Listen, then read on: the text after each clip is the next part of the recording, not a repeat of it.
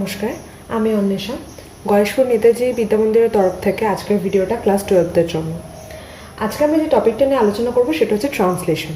Translation হচ্ছে একটা এমন পদ্ধতি যে পদ্ধতিতে mRNA থেকে প্রোটিন তৈরি হয়, অর্থাৎ প্রোটিন সংশ্লেষ হওয়ার জন্য যে পদ্ধতি তার নামই হচ্ছে ট্রান্সলেশন। তো ট্রান্সলেশনের জন্য প্রথমে আগে আমরা জানবো কি কি দরকার। এটা একটি খুবই গুরুত্বপূর্ণ একটা প্রক্রিয়া যার জন্য দরকার একটা mRNA, কারণ আমরা বলেছি mRNA থেকে তৈরি হবে, তাই একটা mRNA প্রয়োজন, একটা tRNA প্রয়োজন। tRNA অর্থাৎ ট্রান্সফার আরএনএ, mRNA অর্থাৎ মেসেঞ্জার আরএনএ, তার সাথে লাগবে রাইবোজোম।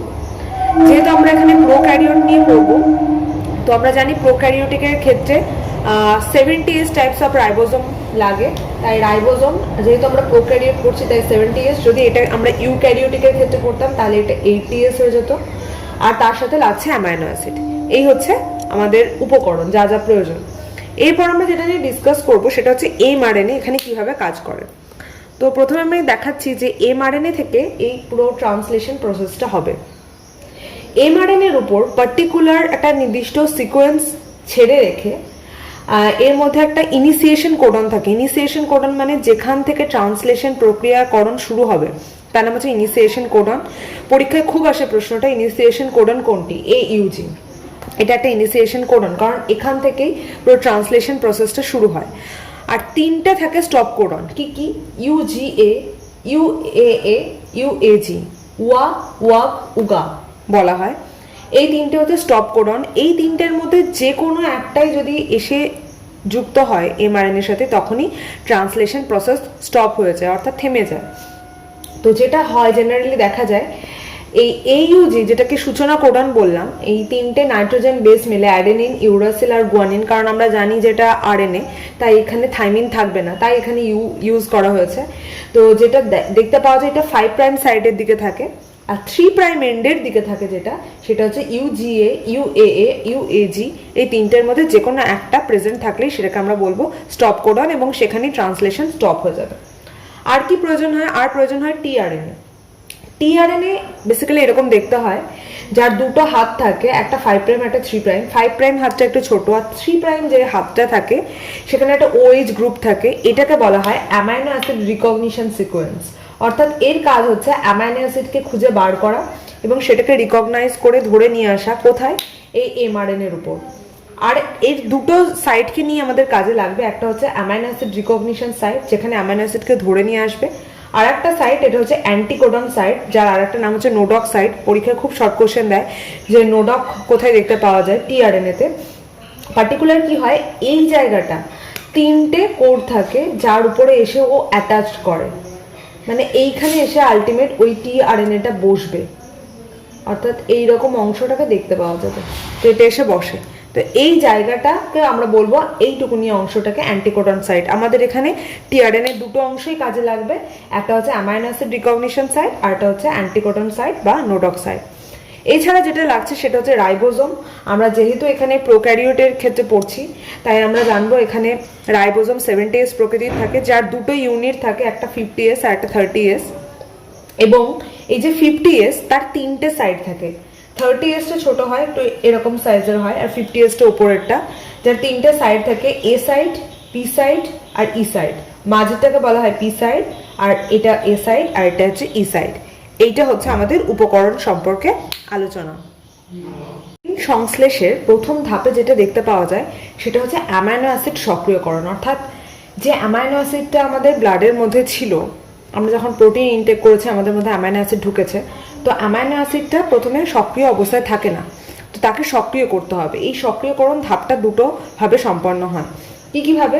প্রথমে দেখা যায় যে অ্যামাইনো অ্যাসিড থাকে, তার সাথে এটিপি যুক্ত হয়, এবং অ্যামাইনো অ্যাসাইল tRNA সিনথেটেজ নামক উৎসেচকের উপস্থিতিতে এটা তৈরি করে নেয় অ্যামাইনো অ্যাসিড AMP। মানে এটিপির সঙ্গে যুক্ত হয়ে এটা তৈরি করে AMP প্লাস PP, মানে হচ্ছে এখানে এটা অ্যাক্টিভ হলো। PP, এই P এর সাইনটা মানে হচ্ছে এখানে অ্যাক্টিভনেস, সক্রিয়করণ। এবার এটা যেটা তৈরি হলো অ্যামাইনো অ্যাসিড AMP, সেইটা tRNA তার 3 প্রাইম এন্ডে বেঁধে নিল, এবং বেঁধে tRNA অ্যামাইনো অ্যাসিড যে সিনথেটেজ তার সহায়তায় সেটা ব্রেক করে গিয়ে আর AMPটা থাকে না, মানে AMPর কাজ হচ্ছে ওকে সক্রিয় করে দেওয়া। সক্রিয়করণের পর এএমপি আলাদা হয়ে যায়, এএমপি আলাদা হলো এবং শুধুমাত্র অ্যামাইনো অ্যাসিড যেটা সক্রিয় অলরেডি হয়ে গেছে সেটা টিআরএনএ এর সঙ্গে যুক্ত হয়ে যায়। তো এই হচ্ছে দুটো ধাপ যার মাধ্যমে সক্রিয়করণটা সম্পন্ন হয়। এটাকে বলা হয় অ্যামাইনো অ্যাসাইল সক্রিয়করণ বা অনেক সময় বলা হয় অ্যামাইনো অ্যাসিডের সক্রিয়করণ পদ্ধতি। এটা একটা টিআরএনএ যার এটা হচ্ছে 3' এন্ড। আলটিমেট গিয়ে এই অ্যামাইনো অ্যাসিড যেটা কিনা প্রথমে ইনঅ্যাক্টিভ ছিল, যা এএমপির দরুন অ্যাক্টিভ হলো এবং পরবর্তীকালে এখানে এসে যুক্ত হলো। ফার্স্ট যে অ্যামাইনো অ্যাসিড যুক্ত হয়ে এর সাথে এসে বসে তার নাম হচ্ছে এফ মেট। এফ হচ্ছে মানে সবসময় যখন আমরা কোনো আন্দোলন বা মিছিল দেখি যে কোন মিছিল যাচ্ছে তার একটা ঝান্ডা বা একটা ফ্ল্যাগ থাকে, তো এখানেও ঠিক তেমন। সেই ফ্ল্যাগটা হচ্ছে এফ আর আলটিমেট মিট মানে হচ্ছে মিথিওনিন। সবসময় এটা ইউনিভার্সাল থাকবে, অর্থাৎ শুরুর অ্যামাইনো অ্যাসিডটা অলওয়েজ হবে এফ মেট। এটা অনেক জায়গায় শর্ট কোশ্চেন দেয় যে প্রথম অ্যামাইনো অ্যাসিড কোনটা যেটা এসে যুক্ত হয়, তখন আমরা বলবো এটা এফ মেট বা মিথিওনিন। বাকি প্রক্রিয়ার মতো ট্রান্সলেশন পদ্ধতিকেও 3টে ভাগে ভাগ করা হয়। প্রথমে initiation, then elongation and termination. Initiation মানে প্রারম্ভিক দশা, এবং এই দশাগুলো সম্পন্ন হওয়ার জন্য পার্টিকুলার কিছু ফ্যাক্টরের দরকার হয়। সেটা হচ্ছে initiation factor 1, initiation factor 2 and initiation factor 3। Elongation অর্থাৎ শৃঙ্খল সম্প্রসারণ দশা, তার জন্য 3টে ফ্যাক্টরের প্রয়োজন হয়, EF1, EF2 অ্যান্ড EF3, মানে ইলংগেশন ফ্যাক্টর 1, 2, 3। টার্মিনেশনের জন্য 3টে ফ্যাক্টরের প্রয়োজন হয়, TF অর্থাৎ টার্মিনেশন ফ্যাক্টর 1, ফ্যাক্টর 2, ফ্যাক্টর 3। এই 3টে এখানেও কাজ করে। এবার প্রথমে আমরা ইনিশিয়েশনটা কীভাবে হয় দেখে নেব। তো প্রথমে আমরা ইনিশিয়েশন দেখার আগে জানবো যে এই যে পুরো একটা mRNA, একটা ইনিশিয়েশনের জন্য দরকার হচ্ছে একটা mRNA। এই mRNAটার মধ্যে অর্থাৎ 5' to 3' এন্ডের মধ্যে 5' দিকে কাছে AUG একটা সিকোয়েন্স থাকবে, যেটাকে আমরা বলেছিলাম ইনিশিয়েশন কোডন, অর্থাৎ এখান থেকে ইনিশিয়েশন করবে পুরো ট্রান্সলেশন পদ্ধতি। এইটাকে কোথায় খুঁজে পাওয়া যাবে? একটা পার্টিকুলার সিকোয়েন্স আছে, সেই সিকোয়েন্সটার নাম হচ্ছে AGGU 5' to 3'। এই পোর্শনটার নাম হচ্ছে সাইন ডালগার্নো সিকোয়েন্স। এই যেখানে সাইন ডালগার্নো সিকোয়েন্স আছে তা থেকে মোটামুটি 16 বিপি ছেড়ে রেখে, অর্থাৎ ওই 16 বিপি মতো রিজিয়ন ছেড়ে রেখে পার্টিকুলার AUG সিকোয়েন্সটা পাওয়া যায়। তো এই হচ্ছে সেই AUG সিকোয়েন্স। জেনারেলি কি হয়, এখানে প্রথমে 30S সাব ইউনিটে এসে বসে, কারণ আমরা জানি একটা রাইবোজোমের দুটো সাব ইউনিট, একটা 30S, একটা হচ্ছে 50S। তো 30S সাব ইউনিটকে বয়ে নিয়ে আসার কাজটা করে ইনিশিয়েশন ফ্যাক্টর 2, ইনিশিয়েশন ফ্যাক্টর 3। আমি তো উপকরণ সম্পর্কে আগেই বলেছিলাম। তো এখানেই মোটামুটি দেখা যাচ্ছে একটা mRNA ছিল, তার উপর IF ফ্যাক্টর 2 আর ফ্যাক্টর 3 উইথ জিটিপি এই রাইবোজোমকে বয়ে নিয়ে আসে, এবং প্রথমে রাইবোজোম এসে এখানে বসে। রাইবোজোম এখানে এসে বসে যাওয়ার পর জেনারেলি আর ইনিশিয়েশন ফ্যাক্টর 3 এর কোনো দরকার হয় না, তা ও বেরিয়ে যায়। এবার যে টিআরএনএ ছিল সেই টিআরএনএ এতক্ষণে সক্রিয় করে একটা mRNA-কে খুঁজে বের করে নিয়ে একটা অ্যামাইনো অ্যাসিডকে খুঁজে বের করে নিয়েছে। অ্যামাইনো অ্যাসিডটার নাম হচ্ছে এফ মেট অর্থাৎ মিথিওনিন। এই পোর্শনটা এসে পার্টিকুলারলি বসবে, কিন্তু কোথায় বসবে তার আগে আর একটা ইম্পর্টেন্ট কাজ করে 50S RNA। 30S প্রথমে বসেছিল, 50Sকে ধরে নিয়ে আসার কাজ জেনারেলি করে ইনিশিয়েশন ফ্যাক্টর 1, এবং এসে 50S বসে যাওয়ার পর 50S-এর 3টে সাইড থাকে, এ সাইড, পি সাইড, ই সাইড। ওকে প্রপার জায়গায় বসিয়ে দিয়ে ইনিশিয়েশন ফ্যাক্টর 2 এবং ইনিশিয়েশন ফ্যাক্টর 1 এখান থেকে বেরিয়ে যায়।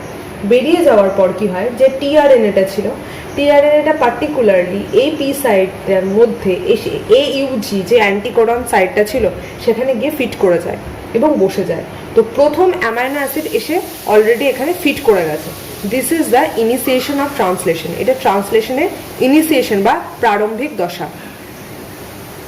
এবার আমরা যে দশাটা নিয়ে আলোচনা করব সেটা হচ্ছে ইলংগেশন অর্থাৎ শৃঙ্খল সম্প্রসারণ। তো কি হয়, প্রথমে এই যে 50S RNA রাইবোজোমটা ছিল বা যে অংশটা ছিল, সেই অংশটার 3টে সাইড ছিল PAE। প্রথম টিআরএনএ এফ মেটকে ধরে নিয়ে এসে এর সঙ্গে বসে, অর্থাৎ পি সাইটে বসে। পরের টিআরএনএটা পার্টিকুলারলি যেখানে GCC এরকম একটা সিকোয়েন্স ছিল তার কমপ্লিমেন্ট অর্থাৎ CGG আছে এরকম একটা অ্যামাইনো অ্যাসিডকে খুঁজে বের করে নিয়ে আসবে। ধরে নাও হোক সেই অ্যামাইনো অ্যাসিডটা হচ্ছে অ্যালানিন, অ্যালা। তো পার্টিকুলারলি সেই অ্যামাইনো অ্যাসিডকে খুঁজে বের করে নিয়ে এসে এখানে এসে বসবে এ সাইডে। এবার মনে করা যাক এখানে যদি একটা টিআরএনএ এরকম হতো যে কিনা CGG খুঁজে না পেয়ে GGA খুঁজে পেয়েছে, তাহলে সে এখানে আনতো, এনে বসতো, বসে দেখতে এটা এখানে ফিট করছে না, তখন সে এখান থেকে সরে যেত। এরকমও হতে পারে। পার্টিকুলারলি যেটা এখানে এসে বসবে অ্যান্টিকোডনের সাথে কমপ্লিমেন্ট হবে সেরকম টিআরএনএকেই খুঁজে, সেরকম অ্যামাইনো অ্যাসিডকেই খুঁজে বের করে আনার কাজ করবে টিআরএনএ, এবং আবার আলটিমেট খুঁজে বের করে নিয়ে আসবে। যেমন এখানে ধরে নেওয়া হচ্ছে অ্যালানিন এসছে, তাহলে অ্যালানিনকে আবার এখানে খুঁজে বের করে আনা হয়েছে। এইবার এই অ্যালানিন আর এফমেট, এই যে দুটো অ্যামাইনো অ্যাসিড রয়েছে, দুটো অ্যামাইনো অ্যাসিডের মধ্যে একটা বন্ড ফর্ম করবে। কারণ আমরা জানি একটা প্রোটিন যখন চেন তৈরি হয়, এরকম প্রোটিন তারা অ্যাকচুয়ালি অ্যামাইনো অ্যাসিড দিয়ে প্রোটিন চেন তৈরি করে, এবং এখানে প্রত্যেকটা অ্যামাইনো অ্যাসিড থাকবে। এই অ্যামাইনো অ্যাসিডগুলো প্রোটিন তৈরি করতে সাহায্য করবে, এবং সেখানে তাদের নিজেদের মধ্যে যে বন্ডটা হবে সেটা হচ্ছে পেপটাইড বন্ড, অর্থাৎ পেপটাইড বন্ড ফর্মেশন হবে। তো এই অ্যালানিন আর মিথিওনিন এখানে যে দুটো ছিল তাদের মধ্যে পেপটাইড বন্ড ফর্মেশন হয়েছে। এবার নেক্সট যখন টিআরএনএ আসবে, মেনলি ঢোকার সাইট হচ্ছে এ সাইট। তো এখানে তো অলরেডি জায়গা অকুপাই হয়ে আছে, তখন কি করবে, যেটা পি সাইটে যে টিআরএনএটা ছিল সেটা ইতে শিফট করে যাবে, আর এতে যে টিআরএনএ ছিল সেটা পিতে শিফট করে যাবে। অর্থাৎ একটা একটা করে সরে যাচ্ছে। আমি এখানে দেখিয়েছি কি করে হচ্ছে। পিতে যেটা ছিল সেটা ইতে সরে গেছে, এতে যেটা ছিল সেটা পিতে সরে গেছে। তাহলে হিসেব মতো এ স্থানটা ফাঁকা হয়ে যায়। এ স্থান যখন ফাঁকা হলো তখন সেই স্থানে অন্য আর একটা নেক্সট টিআরএনএ এসে সেখানে বসবে। এই যে ওরা নিজেদের মধ্যে একটা ইন্টারচেঞ্জ করে নিল, একটা একটা করে শিফট করে গেল, এই পুরো প্রসেসটাকে বলা হয় ট্রান্সলোকেশন। ট্রান্সলোকেশন অর্থাৎ নিজেদের মধ্যে ওরা ইন্টারচেঞ্জ করে নিয়েছে। এবার দেখা গেল এই যে পরবর্তীকালে যখন নেক্সট টিআরএনএ আসবে সে কোথায় বসবে, এই পি থেকে সে সরে যাবে। মানে পিতে যে লাস্ট টিআরএনএটা এসে বসেছিল, তিনটে অলরেডি অকুপাইড, নেক্সটটা কি হবে, পি থেকে সরে যাবে। অর্থাৎ এফ মেটটা এরকম এবার ফাঁকা থাকবে, কারণ ওকে নিয়ে আসার কাজ করেছিল টিআরএনএ, আর ওর প্রয়োজন নেই। এই অ্যালানিনের যেটা রয়েছে সেটা এবার এই দিকে সরে যাবে, অ্যালানিনের যে টিআরএনএ ছিল সেটা এদিকে সরে যাবে, আর এ সাইডে যেটা ছিল অর্থাৎ ভ্যালিনের টিআরএনএ সেটা আবার এখানে সরে আসবে, সেটা আবার এখানে সরে আসবে, এবং সরে আসার পর আলটিমেট আবার এই সাইডটা ফাঁকা হয়ে যেত। সেই এ সাইডে ফাঁকা জায়গায় আবার নতুন টিআরএনএ এসে বসে। মনে করা হোক সে ভ্যালিনকে নিয়ে এসেছে, তাহলে ভ্যালিন, এরপরে যদি সে আবার নিয়ে আসে ট্রিপ্টোফ্যানকে, বা আবার নিয়ে আসে টাইরোসিনকে, এরকম করে করে আস্তে আস্তে চেনটা বাড়বে। অর্থাৎ এটাই হচ্ছে ইলংগেশন ফেজ বা শৃঙ্খল সম্প্রসারণ। অর্থাৎ একটা একটা করে অ্যামাইনো অ্যাসিড বাড়বে, এবং আলটিমেট এই টিআরএনএ এই যে অংশটা যেটা ই সাইড আছে, ই সাইড থেকে আস্তে আস্তে একটা একটা করে সরে যাবে, এ দিয়ে ঢুকবে, এটা দিয়ে সরে যাবে। অর্থাৎ নতুন করে একটা টিআরএনএ এখান থেকে সরে যাবে, এটা এখানে শিফট করবে, এই জায়গাটা আবার ফাঁকা হয়ে যাবে, এই জায়গায় আবার নতুন করে টিআরএনএ এসে বসবে। অর্থাৎ এ সাইড দিয়ে বসবে আর ই সাইড দিয়ে বেরিয়ে যাবে, পি সাইড অলওয়েজ অকুপাইড থাকবে। এবার আমরা ডিসকাস করব অন্তিম দশা, মানে টার্মিনেশন দশা। সেখানে কি হয়, আমরা অলরেডি দেখেছিলাম সবকটা জায়গা অকুপাইড ছিল। এরকম দেখা যাচ্ছে সবকটা জায়গা অকুপাইডের পর এ সাইডটা ফাঁকা থাকছে, এবং এ সাইড দিয়ে নতুন করে টিআরএনএ ঢুকছে, আর আস্তে আস্তে চেনটা বড় হচ্ছে, এবং এই যে ই সাইডটা দিয়ে বেরিয়ে যাচ্ছে। এরকম করে যেতে যেতে যখন এই এ সাইডে ইউএএ একটা এরকম অংশ, বা ইউএজি বা ইউজিএ, এরকম যে কোনো একটা অ্যান্টিকোডন, ইউএএ, ইউজিএ, ইউএজি, এরকম যে কোনো যদি একটা অ্যান্টিকোডন সাইটে সেখানে আলটিমেট বসে টিআরএনএকে নিয়ে, তাহলে সেটা হয়ে যাবে। অর্থাৎ স্টপ কোডন যদি এসে বসে তাহলে তখনই ট্রান্সলেশন পুরো প্রসেসটা বন্ধ হয়ে যাবে, স্টপ হয়ে যাবে। এটাকে বলা হয় অন্তিম দশা বা টার্মিনেশন দশা। কি হয় দেখা হচ্ছে, যদি ধরে নেওয়া হয় এখানে এফমেট, অ্যালা, ভ্যালিন, টাইরোসিন, গ্লুটামিক অ্যাসিড, এরকম আস্তে আস্তে অনেক বড় একটা অ্যামাইনো অ্যাসিডের শৃঙ্খল তৈরি হয়েছিল। এর মধ্যে যদি হঠাৎ করে লাস্ট একটা ইউএএ স্টপ কোডন এর মধ্যে অ্যাড হয়ে যায়, তখনই ট্রান্সলেশন বন্ধ হয়ে যাবে, এবং ultimate 50S sub unit, 30S sub unit আলাদা হয়ে গেল, এমআরএনএ আলাদা হয়ে যাবে, এবং যে প্রোটিনের যে অ্যামাইনো অ্যাসিড মেলানো যে চেনটা সেটাও আলাদা হয়ে যাবে। এইভাবে প্রোটিন সংশ্লেষ পুরোটা সম্পন্ন হয় ট্রান্সলেশন প্রক্রিয়া। Thank you.